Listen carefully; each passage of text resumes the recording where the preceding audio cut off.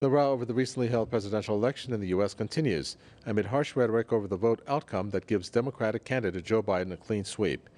Speaking to Fox News on Tuesday, the White House press secretary claimed to be holding more than 200 pages of affidavits proving voter fraud.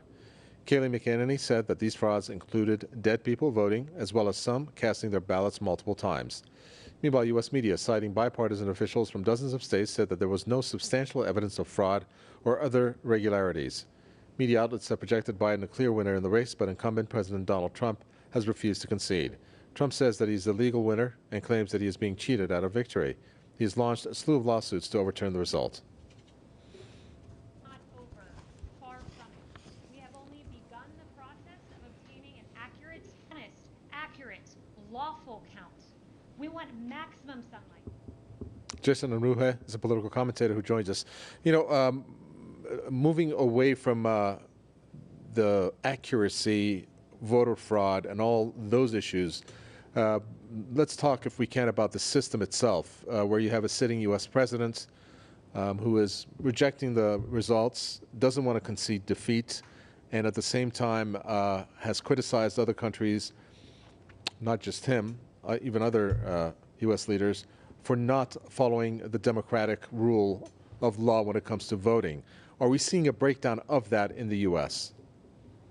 I think that there has been a breakdown of the U.S. democracy that has been going on for some time now. We can look back to many previous elections, one of them most notably 2000, in which it was the decision by the U.S. Supreme Court, not the actual voters, who decided who the president would be, that being then President Bush. I think that there has been a great deal of upheaval when it comes to the U.S. voting system. There's gerrymandering. There are questions of the legitimacy of the electronic machines that are used for voting.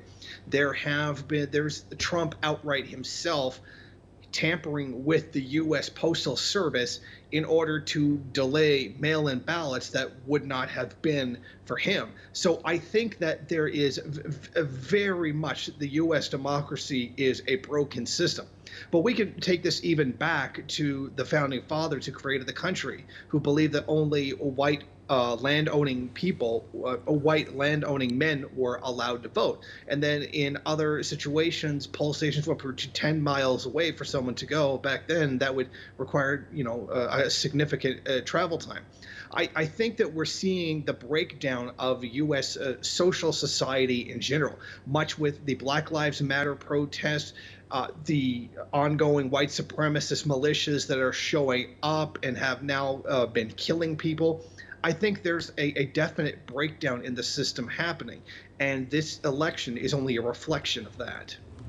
Uh, but this particular scenario that is being laid out by the ones who are in the White House, in particular Donald Trump, I don't believe ever has had the type of thrust on the American population where it is truly polarized. So as time goes on, while Trump and his team pursue this in the legal channels, doesn't it risk having the two sides confront each other, and hence, as some are saying, to lead to violence, etc.?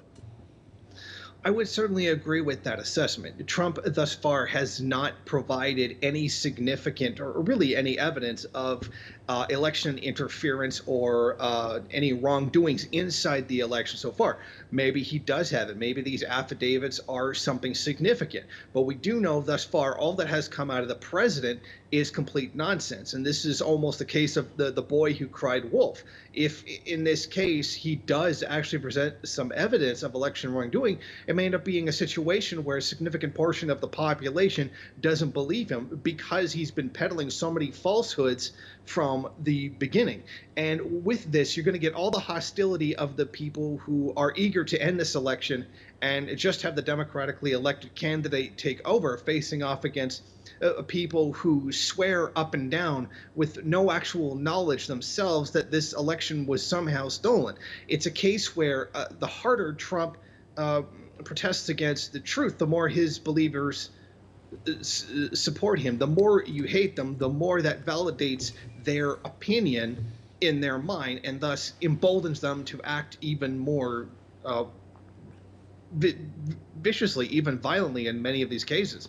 So I think that the longer this process drags out, the election fatigue that many people are suffering, and the outright views on how the country should proceed are going to become more and more antagonistic, and certainly do risk breaking out into greater violence than we've seen already.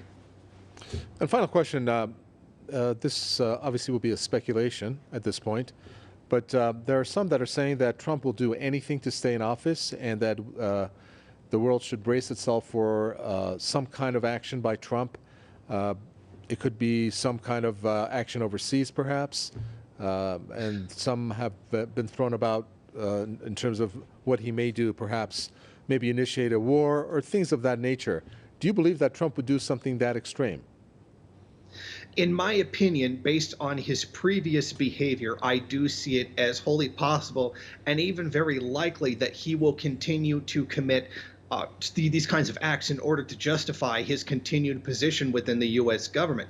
As we've seen the last week or so, he has fired a lot of high-profile people within the U.S. government and replaced them with loyalists. I believe that that's exactly what he's doing here, is stacking the entire administration with people who will do his every bidding, so that if it should come up that he does not win any recount, or there's no significant evidence of election malfeasance, he will refuse to go. And I would not put it past him to create a situation somewhere with some country, start a war in order to justify remaining in that office. If we have seen anything from President Donald Trump, is that he is willing to consistently break the law in order to get what he wants, regardless of any consequences for anyone.